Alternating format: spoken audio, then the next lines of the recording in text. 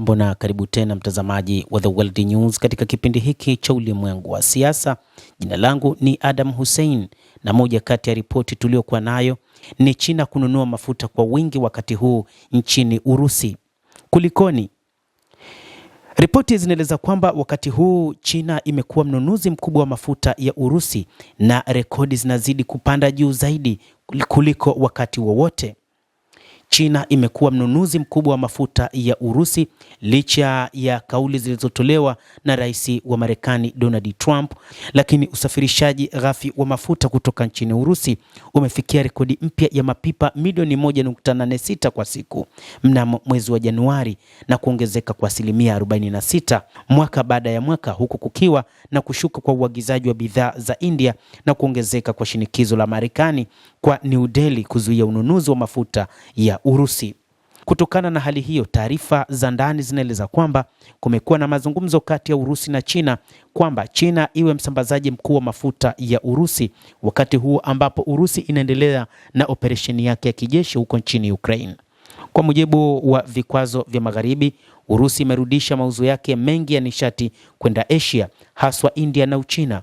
Usafirishaji wa nishati ya Moscow kwenda Uchina unatarajiwa kuendelea kuongezeka zaidi na zaidi ikisukumwa na mahitaji makubwa. Alexandre, rais wa Marekani Donald Trump ametishia mara kwa mara vikwazo vya pili vya ushuru kwa nchi zinazonunua nishati ya Urusi, ambapo wiki iliyopita iliondoa ushuru wa 25% kwa India, akisema kwamba imekubali kuacha kupokea mafuta ya Urusi. Huu ni mpango mkakati ambao unapangwa kati ya China pamoja na Urusi.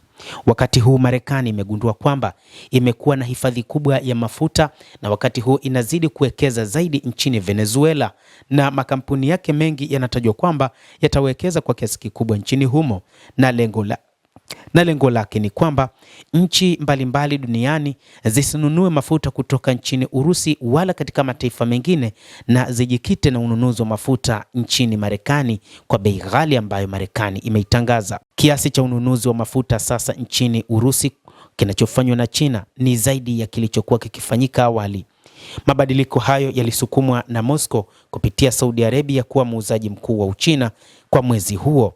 Usafirishaji wa baharini wa Urusi ulikuwa juu ya 46%, ambao ni sawa na takribani mapipa milioni 1.2 ya Saudi Arabia mnamo Januari, licha ya jukumu la muda mrefu la Riyadh kama msambazaji mkuu wa Uchina wa baharini.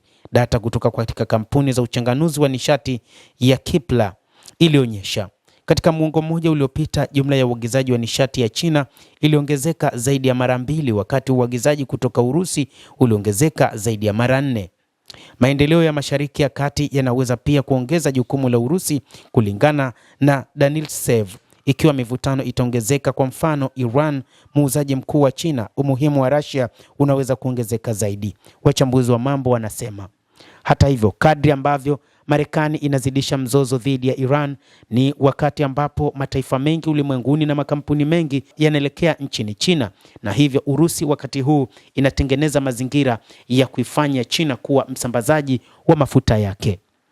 Mtazamaji wa The World News, hayo ndio tuliokuwa nayo, na bila shaka nawe pia una nafasi ya kulike, una nafasi ya kucomment, kadhalika kusubscribe channel yetu hii ili upate habari hizi kwa mapana kupitia The World News. Naitwa Adam Hussein, endelea kuwa nasi wakati wote, endelea kutufuatilia ili uweze kufahamu ni nini ambacho kinajiri katika ulimwengu, na kupitia hapa The World News utaweza kufahamu.